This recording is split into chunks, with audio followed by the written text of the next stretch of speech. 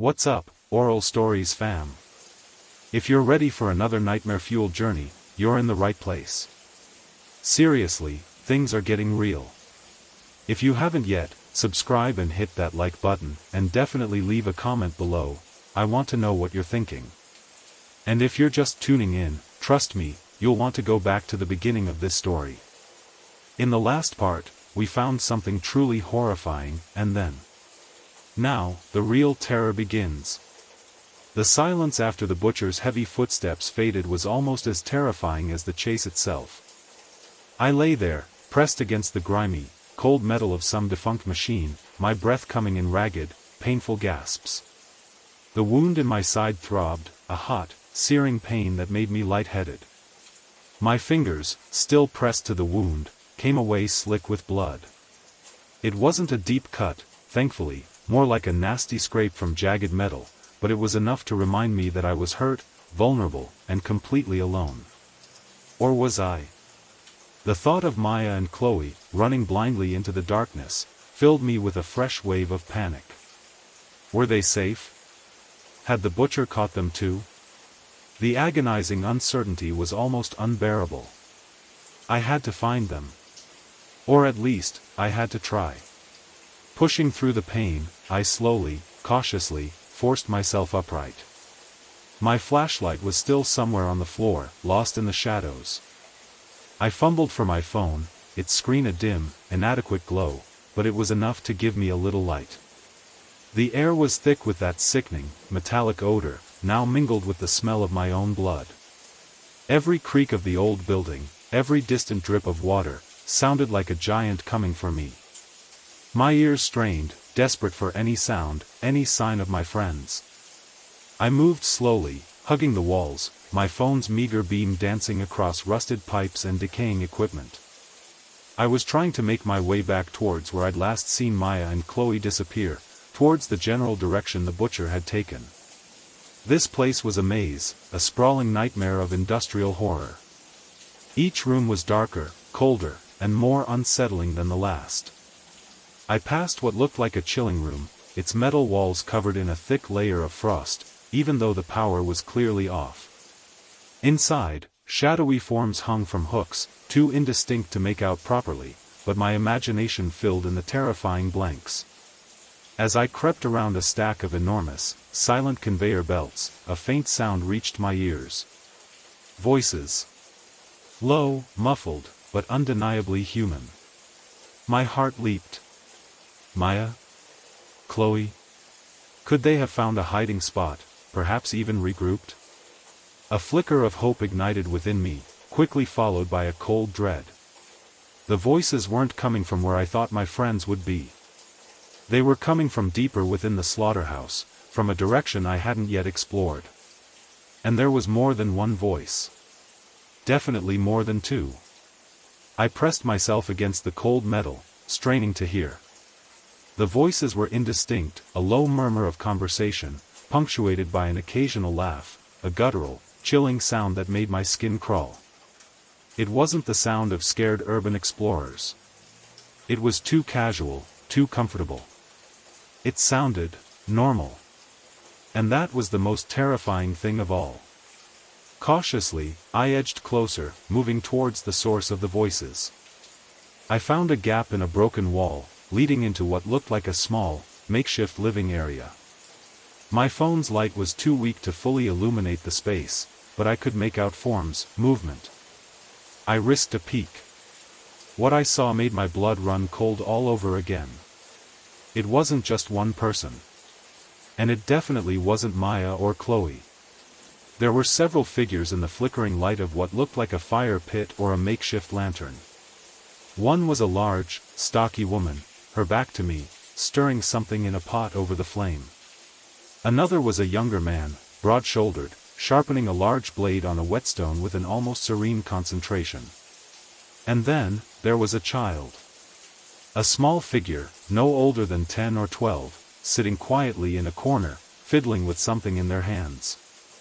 They all looked comfortable. They were living here.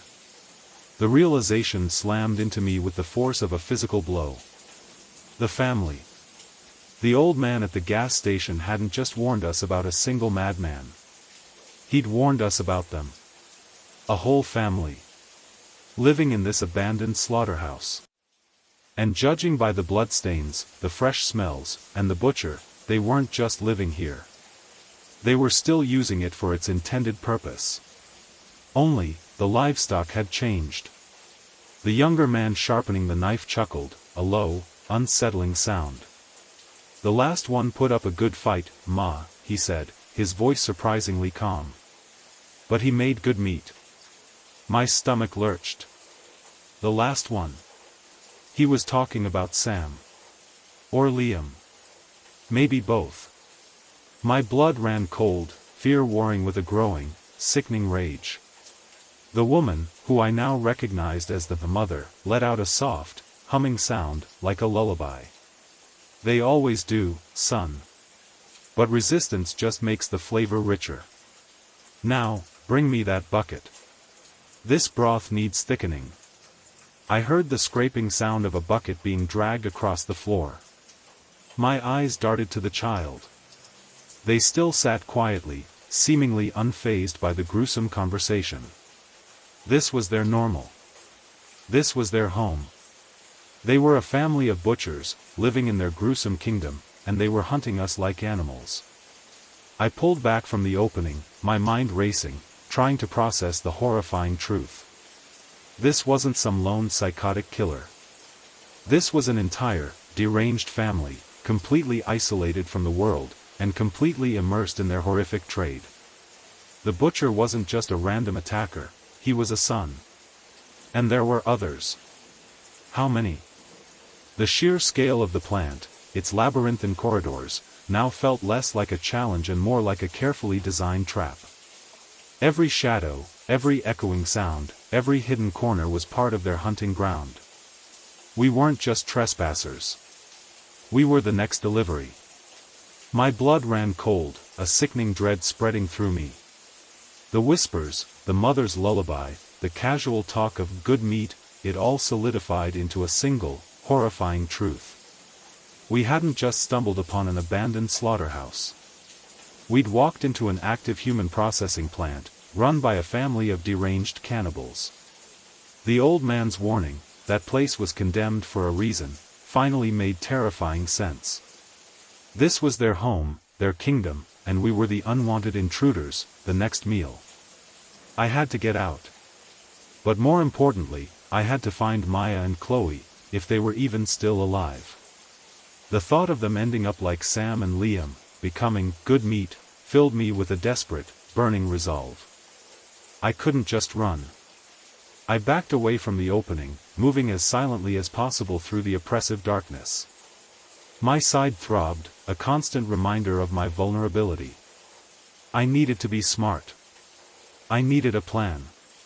The plant was vast, a dizzying maze of interconnected rooms and corridors. But I remembered Liam's earlier words about the blueprints.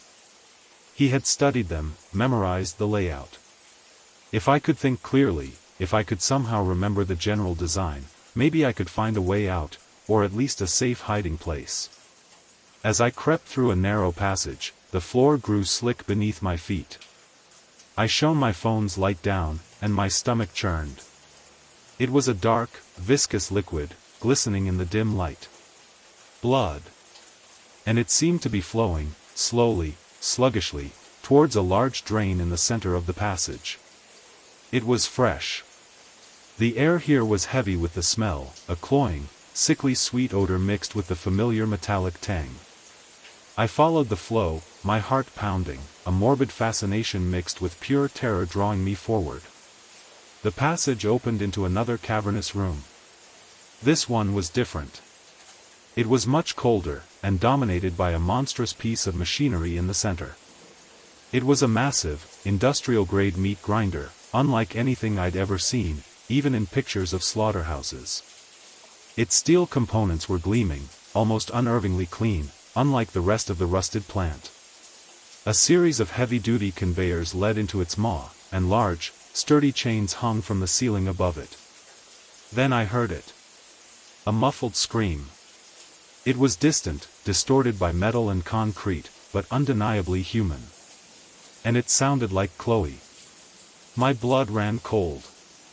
No. Please, no. I looked around frantically for a vantage point. High up on the wall, almost hidden in the shadows, was a rusted metal catwalk, leading to a small, grimy vent. It looked like an old observation point for quality control or something similar. With a surge of desperate energy, I scrambled up a precarious stack of old crates and rusty barrels, my wounded side screaming in protest, until I reached the catwalk. The pain was immense, but the thought of Chloe fueled me. I crawled along the narrow catwalk, my hands gripping the cold, rusty railing, until I reached the vent. It was covered by a metal grate, but enough of it was broken or missing that I could peer through. What I saw on the other side of that vent will haunt my nightmares until the day I die. It was a small, tiled room, brightly lit by a single, harsh fluorescent light hanging from the ceiling. And in the center of that room, chained to one of the large, sturdy conveyors leading directly into the maw of that enormous, monstrous grinder, was Chloe. She was struggling, her body contorting in a desperate fight against the heavy chains that bound her wrists and ankles. Her face was streaked with tears and grime, her eyes wide with unimaginable terror. And standing beside the machine, overseeing the horrifying scene, was the butcher. He held a long, metal prod, the kind used to herd cattle, and he was using it to push Chloe further along the conveyor, towards the grinding maw. The rhythmic clack-clack-clack of the conveyor belt, bringing Chloe closer and closer, was the only sound in the room, chillingly mechanical and merciless. My breath caught in my throat. I wanted to scream, to yell, to do anything, but I was frozen, utterly paralyzed by the horror unfolding before my eyes. My mind screamed at me to help her, but what could I do? I was injured, alone, and hidden. Then, the butcher reached out and pulled a massive lever on the side of the grinder. With a groan of ancient metal and a whine of powerful, still functional gears, the huge machine shuddered to life. The clack-clack-clack of the conveyor intensified. Chloe's screams, once muffled, now became piercing, desperate, as the conveyor belt moved faster, pulling her inexorably towards the spinning blades within the grinder. A moment later, as she reached the very edge, the butcher pushed the prod one last time. There was a horrifying, wet crunch, followed by a spray of crimson that splattered against the clean tiles of the room. Chloe's scream was cut off abruptly, replaced by the sickening thump-thump-thump of the machine and the rhythmic, gushing sound of liquid. Blood. So much blood.